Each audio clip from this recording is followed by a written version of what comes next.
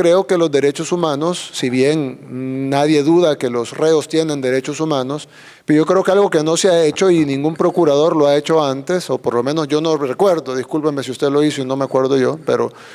no han defendido los derechos humanos de la gente honrada.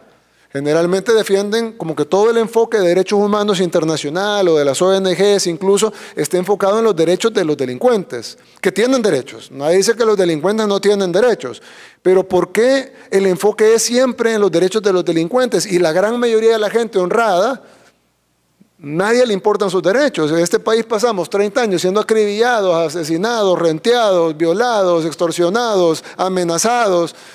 viviendo en zozobra y nadie dijo nada, pero de repente agarran a los que matan, a los que rentean, a los que violan y de repente hay que ver los derechos humanos de ellos. Sí, tendrán derechos humanos, pero son más importantes los derechos humanos de la gente honrada y creo que eso es algo importante, procuradora, que debe de también investigarse y debe de también reportarse, porque si no, entonces no estamos hablando de derechos humanos, estamos hablando de derechos de los delincuentes, que creo que son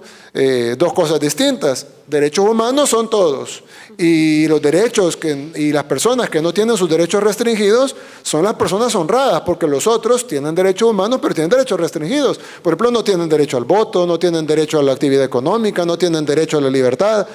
¿Por qué cometieron un delito? Entonces, si se les restringe, en Estados Unidos algunos no tienen derecho a la vida porque les ponen a la silla eléctrica. Entonces, si se pueden restringir algunos derechos humanos tan fundamentales como el derecho a la vida, en el caso de los países que tienen pena de muerte, ¿por qué en el caso de los países pobres o en el caso de los países en vías de desarrollo del tercer mundo están encima que los delincuentes deben de tener derechos, pero cuando hablamos de los derechos de la población, ahí todo el mundo se queda callado y ahí ya no importa y lo que tenemos que hacer es seguir velando por los derechos de los delincuentes? Entonces, si bien nosotros vamos a respetar los derechos de los delincuentes y lo estamos haciendo y lo hemos estado haciendo todo este tiempo,